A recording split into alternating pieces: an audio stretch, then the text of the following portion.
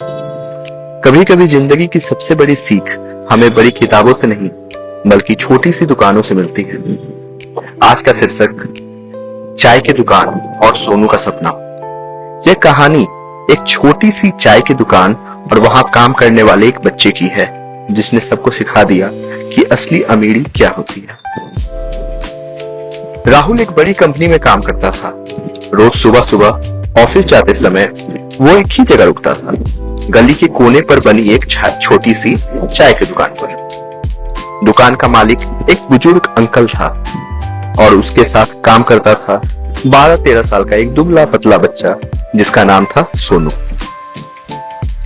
सोनू हमेशा मुस्कुराता रहता, चाहे कितनी भी ग्राहक हो, चाहे कितनी भी भागदौड़ हो, उसकी मुस्कान कभी फीकी नहीं पड़ती थी।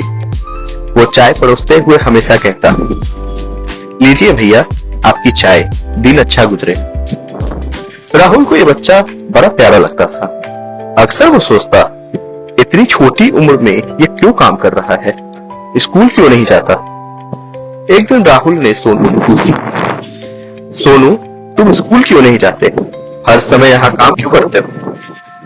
सोनू ने बड़ी मासूमियत से जवाब दिया, भैया स्कूल जाने का मन तो बहुत करता है लेकिन घर की हालात ठीक नहीं है। पापा की तबीयत खराब रहती है, माँ दूसरों के घर में जाकर काम करती है, तो मैंने सोचा अगर मैं अंकल के यहाँ काम कर लूं तो घर में थोड़ी मदद हो जाएगी। राहुल को ये सुनकर लेकिन वो जो बात उसे और भी हैरान कर रही थी वो ये थी कि इतनी मुश्किलों के बावजूद सोनू हमेशा खुश रहता है। एक सुबह राहुल ऑफिस जा रहा था, बारिश हो रही थी।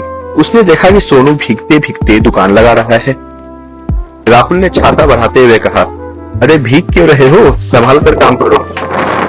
सोनू मुस्कुराया, कोई बात नहीं भैया, बारिश की बूंदें भी तो भगवान का ही आशीर्वाद होती है। उसका ये जवाब सुनकर राहुल अंदर तक हिल गया। इतना छोटा बच्चा और सोच कितनी बड़ी। राहुल ने ठान लिया कि वो इस बच्चे की मदद करेगा। उस दिन ऑफिस पहुंचकर उसने इंटरनेट पर खोजा, इवनिंग स्कूल्स नियर मी। उसे पता चला कि शाम को चलने वाले सरकारी स्कूल में बच्चे काम करने के बाद भी पढ़ सकते हैं। अगले दिन राहुल ने सोनू को बुलाया, सुनो सोनू, अगर तुम्हें पढ़ाई का मौका मिले तो क्या तुम पढ़ाई करोगे। सोनू की आंखें चमक उठी, सच भैया, मैं तो सपना देखता हूं पढ़ने का, लेकिन राहुल ने तुरंत कहा, कोई नहीं, शाम को मैं तुम्हें उस स्कूल में लेकर चलूंगा जहां पे शाम में पढ़ाई होती है। अंकल से भी बात कर ली है मैंने। सोनू की खुशी का ठिकाना न रहा। वो दौड़कर अपने अंकल के पास गया और बोला, अंकल अब मैं भी पढ़ सकता हूं। अंकल ने मुस्कुराकर कहा, जा बेटा, भगवान तुझे बहुत आगे ले जाएगा। अब सोनू सुबह दुकान पर काम करता और शाम को स्कूल जाता। पढ़ाई में उसका दिमाग तेज था। कुछ ही महीनों में उसने अच्छे नंबर लाने शुरू कर दिए थे। राहुल रोज जब दुकान पर आता तो सोनू गर्व से अपना होमवर्क दिखाता, देखिए भैया, आज मुझे 10 में से पूरे 10 मिले हैं।